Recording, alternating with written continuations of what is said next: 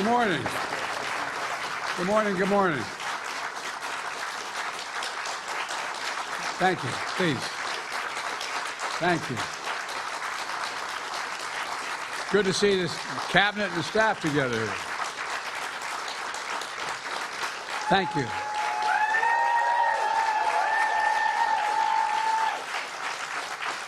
Thank you, thank you, thank you. Please. Thank you, thank you, thank you. It's good to see you all, particularly good to see my granddaughter sitting in the front row here. Hi, Finn. How are you, honey? For over 200 years, America has carried on the greatest experiment in self-government in the history of the world. And that's not hyperbole, that's a fact. We're the people. The people vote and choose their own leaders, and they do it peacefully. And we're in a democracy. The will of the people always prevails. Yesterday, I spoke with President-elect Trump to congratulate him on his victory. And I assured him that I'd direct my entire administration to work with his team to ensure a peaceful and orderly transition. That's what the American people deserve. Yesterday, I also spoke with Vice President Harris. She's been a partner and a public servant. She ran an inspiring campaign, and everyone got to see something that I learned early on to respect so much, her character. She has a backbone like a ramrod. She has great character, true character. She gave her whole heart and effort, and she and her entire team should be proud of the campaign they ran. You know, the struggle for the soul of America, since our very founding, has always been an ongoing debate and still vital today. I know for some people, it's a time for victory, to state the obvious. For others, it's a time of loss. Campaigns are contests of competing visions. The country chooses one or the other. We accept the choice the country made. I've said many times, you can't love your country only when you win. You can't love your neighbor only when you agree. Something I hope we can do, no matter who you voted for, is see each other not as adversaries, but as fellow Americans. Bring down the temperature. I also hope we can lay to rest the question about the integrity of the American electoral system. It is honest, it is fair, and it is transparent. And it can be trusted, win or lose.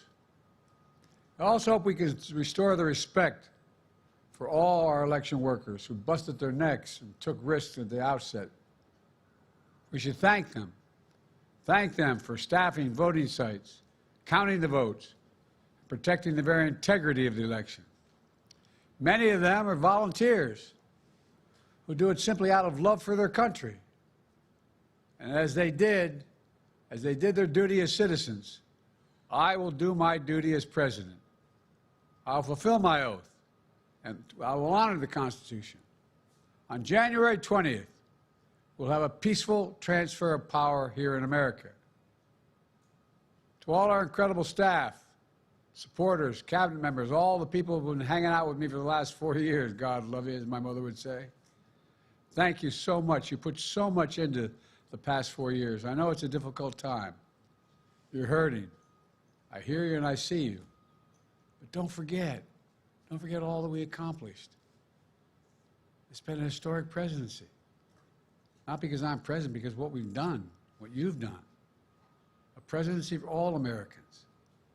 Much of the work we've done is already being felt by the American people, but the vast majority of it will not be felt over the next 10 years. We have legislation we passed that's just only now just really kicking in. We're going to see over $1 trillion worth of infrastructure work done, changing people's lives in rural communities and communities that are in real difficulty, because it takes time to get it done. And so much more it's going to take time, but it's there. The road ahead is clear, assuming we sustain it. There's so much we can get done. and will get done based on the way the legislation was passed. And it's truly historic. You know, we're leaving behind the strongest economy in the world. I know people are still hurting, but things are changing rapidly. Together, we've changed America for the better. Now we have 74 days to finish the term, our term. Let's make every day count.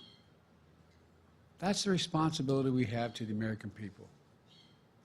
Look, folks, you all know it in your lives. Setbacks are unavoidable, but giving up is unforgivable. Setbacks are unavoidable, but giving up is unforgivable.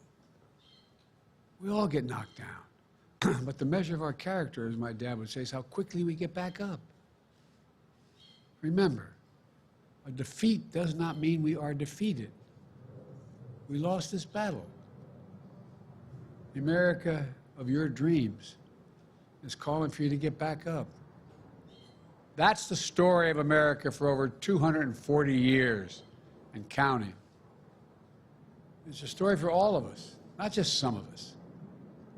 The American experiment endures. We're going to be okay, but we need to stay engaged. We need to keep going. And above all, we need to keep the faith. I'm so proud to have worked with all of you. I really mean it. I sincerely mean it. God bless you all. God bless America. And may God protect our troops. Thank you, thank you, thank you.